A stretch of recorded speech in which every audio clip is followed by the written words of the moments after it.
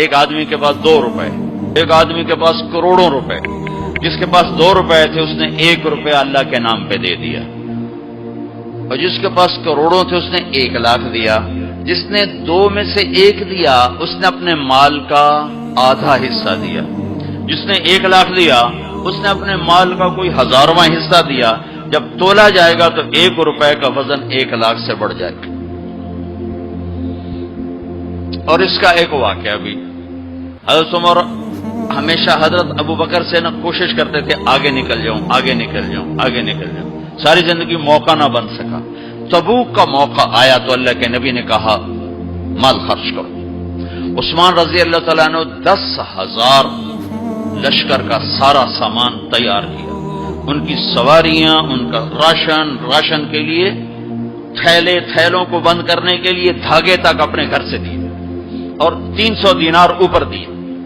تو اللہ کے نبی کی جھولی میں وہ 300 دینار پڑے تھے یوں، اور آپ ان دیناروں کو اٹھا کے یوں فرما رہے تھے ما علی عثمان اللہ یعمل بعدا، عثمان آج کے بعد کچھ بھی نہ کرے تو جنت واجب ہوگی.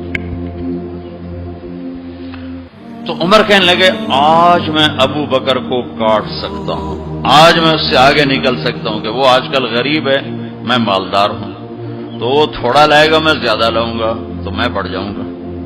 لہذا انہوں نے اپنے مال کا آدھا حصہ، آدھا گھر میں رکھا اور آدھا لے کر آئے. ابو بکر نے جھاڑو پھیر دیا، جو کچھ تھا وہ سارا سمیٹ کے لے آئے. جب دونوں پراپرٹی سامنے رکھی گئیں تو حضرت عمر کی بہت زیادہ نظر آ رہی، ابو بکر کی بہت تھوڑی نظر آ رہی.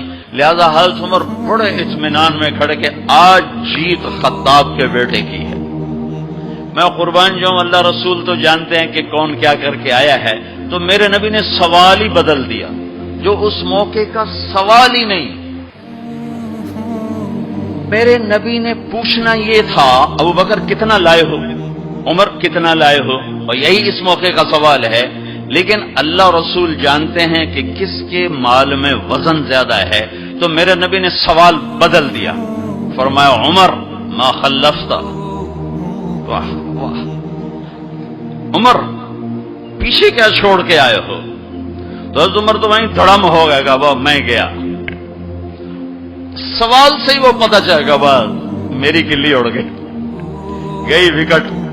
عمر ما خلفت یا ما ترکت لأہلک، یہ دونوں الفاظ پیچھے گھر والوں کے لیے کیا چھوڑا. تو پہلے حضرت عمر بڑے جوش میں کھڑے تھے، پھر ایک دم ڈھیلے ہو گئے. کہنے بات جی آدھا چھوڑا ہے آدھا لایا ہوں.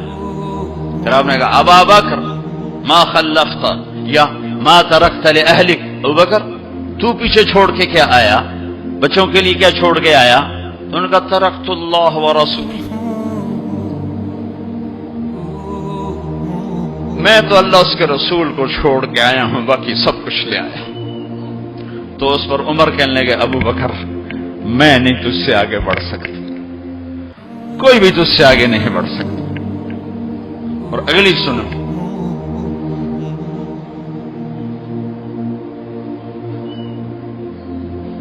اپنے کپڑے بھی دے دیے اور ایک ٹاٹ تھا وہ پہن کر اس کو کانٹوں سے سی لیا.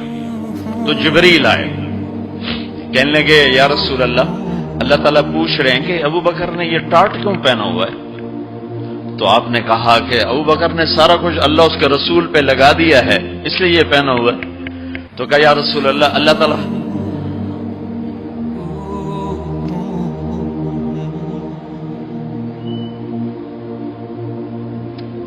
تعالیٰ فرما رہے ہیں ابو بکر سے پوچھو مجھ سے راضی تو ہے، مجھ سے راضی تو ہے، اس فخر میں مجھ سے راضی ہے؟ میں تو اتنا سفر کر کے آیا ہوں، حالانکہ ابھی 4 دن پہلے میں 12 ملکوں کا 10 ملکوں کا سفر کر کے ہوں، ساری ہڈیوں میں درد ہے. میں اس لیے آیا ہوں کہ چلو کوئی بخشش کا بہانہ مل جائے، کوئی بخشش کا بہانہ مل جائے، اللہ راضی ہو جائے. آپ سارے اس لیے حج پہ جا رہے ہو کہ اللہ راضی ہو جائے. جو سارے جہان سے کہتا ہے مجھے راضی کر، وہ کہہ رہا ہے ابو بکر سے پوچھو مجھ سے راضی تو ہے. تو آپ نے کہا ابو بکر تیرا رب تجھے سلام بھی کہہ رہا ہے اور پوچھ رہا ہے کہ راضی ہو. تو ابو بکر کی چیخیں نکلی، میں اپنے رب سے راضی، میں اپنے رب سے راضی، میں اپنے رب سے راضی.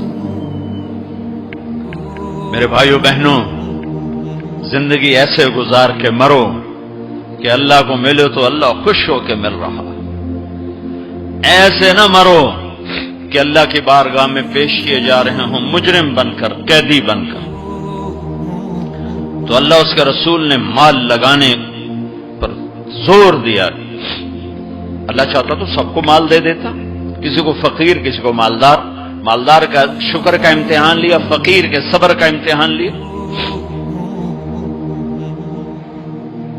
کہ اللہ فقیر کا صبر دیکھے گا، مالدار کا شکر دیکھے گا۔